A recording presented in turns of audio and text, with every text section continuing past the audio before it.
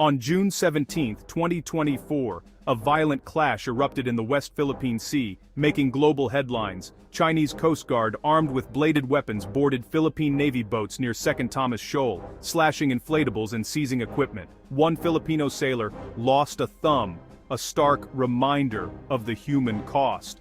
The Philippines condemned the incident as piracy, while China claimed its actions were justified. The June 17th clash showed how quickly disputes can spiral into real violence. The stakes are higher than ever, and the risk of further escalation is real. The West Philippine Sea is a vital artery for global trade.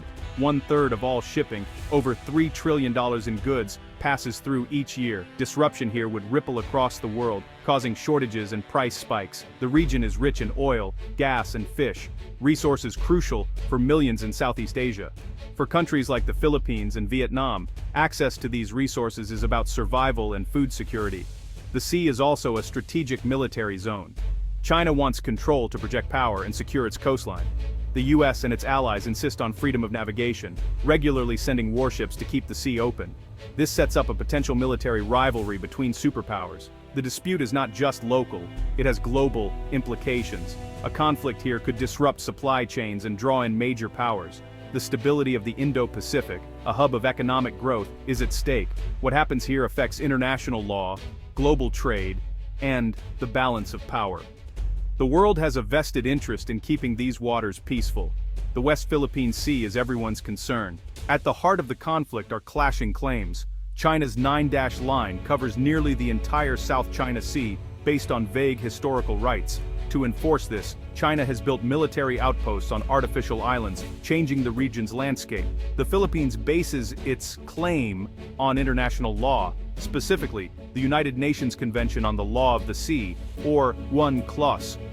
Under UNCLOS, much of the West Philippine Sea, including Thomas Shoal, falls within the Philippines' exclusive economic zone. In 2016, an international tribunal ruled in favor of the Philippines, declaring China's 9-dash line invalid. The ruling was clear. The Philippines has legal rights to these waters. China rejected the decision, calling it null and void, and has only increased its activities since.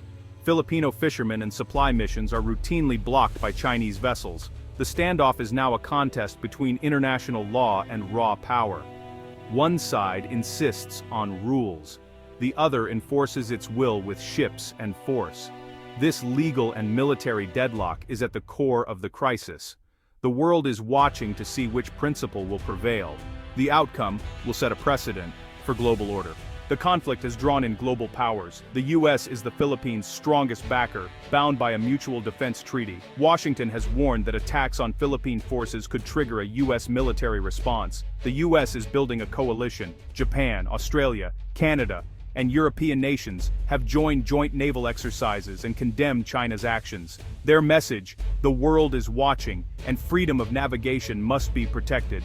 Southeast Asian nations like Vietnam and Malaysia share concerns but tread carefully, balancing economic ties with China against security fears. ASEAN has tried to negotiate a code of conduct with China, but progress is slow.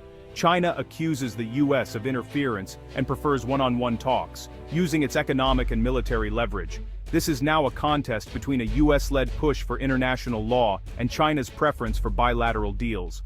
The West Philippine Sea has become a stage for US-China rivalry. The stakes are global, not just regional. Every move is watched by allies and adversaries alike. The outcome will shape the balance of power in Asia. The world's eyes are on these contested waters. The risk of miscalculation is high. One wrong move could spark a wider conflict. With so many ships in close quarters, an accident or clash could escalate fast. If blood is spilled, alliances could be tested and superpowers drawn in. Diplomacy is urgent, but compromise is elusive. Nationalism and public opinion make backing down difficult for both sides. ASEAN's slow progress on a code of conduct shows how hard peace is to achieve. Joint resource development is proposed, but agreement remains out of reach.